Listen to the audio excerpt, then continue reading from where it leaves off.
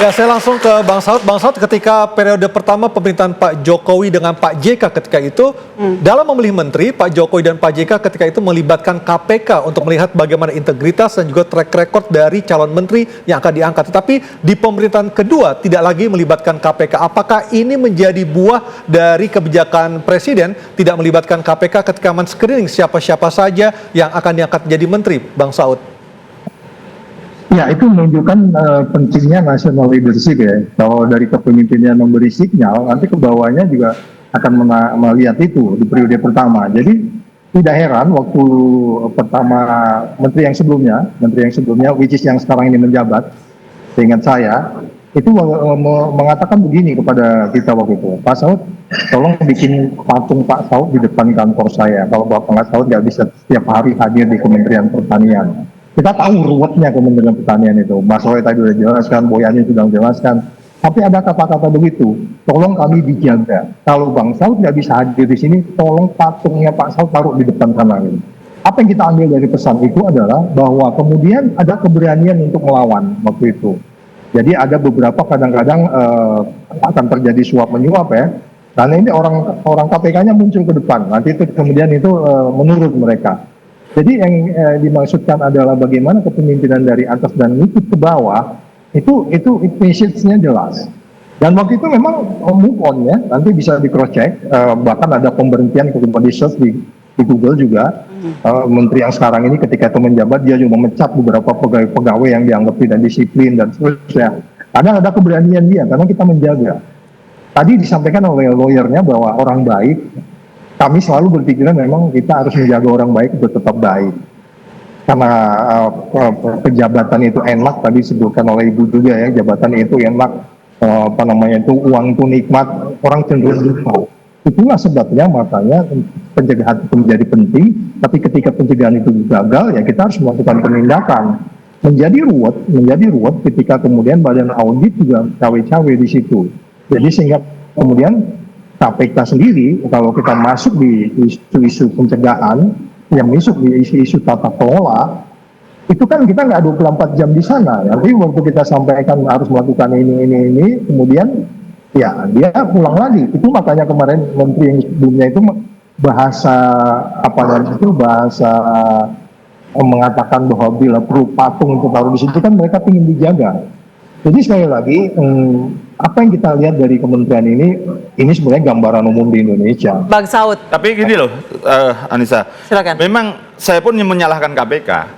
KPK itu lebih cenderung senang untuk hal yang mudah. Misalnya Kementerian Pertanian. Dulu ada laporan dugaan proyek vaksinasi penyakit PMK mulut dan kuku itu dengan termasuk salah satunya dikasih peneng di telinga yang harusnya bagus, tidak copot, tulisannya juga tidak hilang, tapi itu ternyata prakteknya barangnya plastik, tulisannya gampang hilang, digaruk-garuk kuping di pohon langsung copot misalnya itu. Padahal anggaran yang dibuat itu tinggi. Terus kemudian kedua juga dugaan tadi oknum yang mempermainkan izin untuk rekomendasi berkaitan dengan importasi buah dan lain sebagainya, ada titip harga. Nah, waktu itu saya duga udah gitu aja, kalau tahu terlalu jauh lah. Itu bahwa KPK sebenarnya termasuk mendalami tentang dugaan-dugaan itu, termasuk subsidi pupuk segala macam. Tapi dalam perjalanannya ketika ada urusan pemerasan dan ini itu yang diambil, dan kemudian ternyata yang dulu 3 hal itu tadi tidak pernah didalami sampai sekarang. Saya masih nagih itu.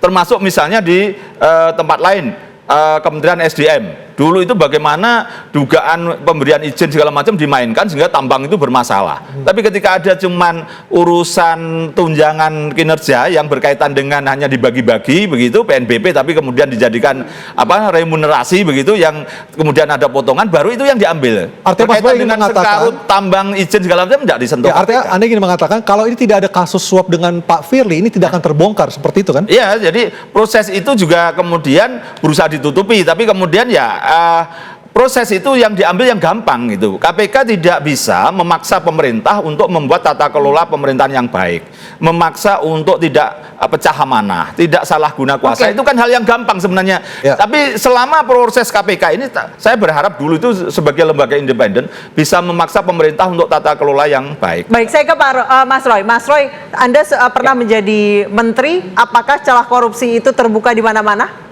di kementerian? Ya, kalau dikatakan celah terbuka di mana-mana, saya setuju tadi statementnya Mas Boyamin ya, kembali ke kita gitu.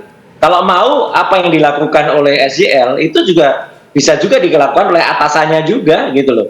Artinya kan bahkan sudah dilaporkan ke KPK, tapi kan tidak terjawab gitu ya. Artinya anaknya juga ya, 2 anaknya kan juga dilaporkan. Jadi artinya memang celah korupsi itu memang ada, tapi tergantung kepada kita mau melakukan atau tidak. Dan sepanjang dia lurus-lurus saja, dia kerjakan sesuai dengan SOP-nya, sesuai tupoksinya, ya dia nggak perlu melakukan itu. Cuman, nah ini mungkin perlu ada yang dikejar lainnya.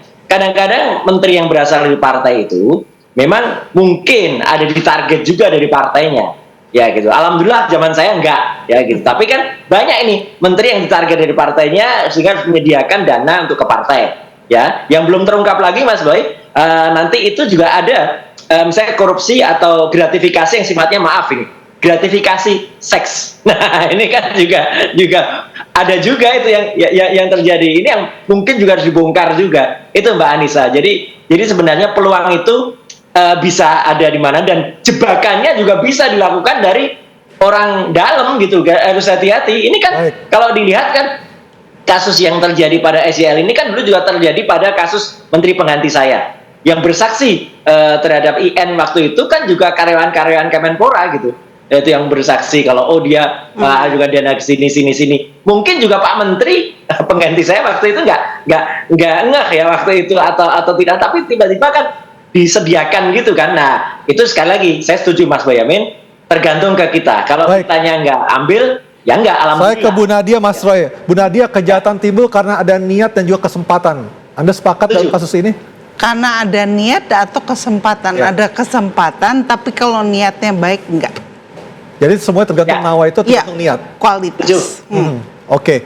Tapi kan kebutuhan itu kadang-kadang yang mendesak. Urutannya kan gini, awalnya tahan godaan, kemudian tidak tahan godaan, lama-lama minta digoda, lama-lama memeras gitu loh, lama-lama lebih tinggi lagi korupsi gitu loh. Jadi ini dari tidak tahan godaan menjadi minta digoda minimal. Bang Jamal, untuk sidang pekan depan hari Senin akan ada pemanggilan jaksa KPK meminta agar istri, anak dan cucu SJL juga ikut hadir di persidangan. Apakah benar seperti itu?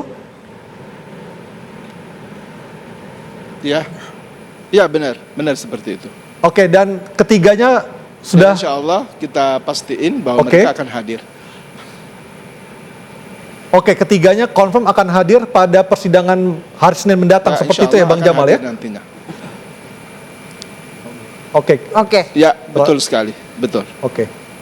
Baik, saya ke Pak Boy. Pak Boy, Pak SJL ini memang merintis karir dari lurah, camat, bupati, wagub, gubernur. Tadi Pak Saud bilang tidak ada orang yang tiba-tiba baik, tidak ada orang yang tiba-tiba jahat. Berarti bisa jadi ini memang sudah terjadi sejak dulu?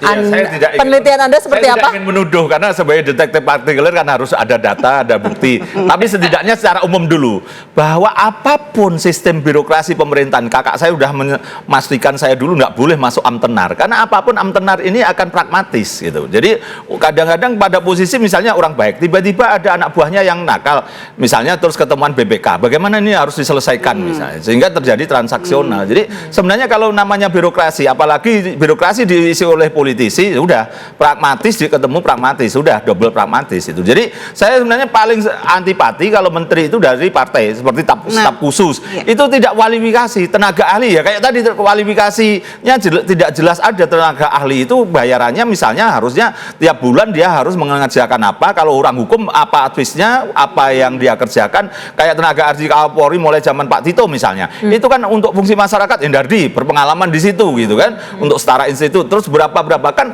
orang melihat, oh tenaga ahlinya hebat. Dan ini tiba-tiba cucunya tenaga ahli dunia hukum aja, saya nggak ngerti apakah dulu dia komplot apa kuliahnya, nggak tahu.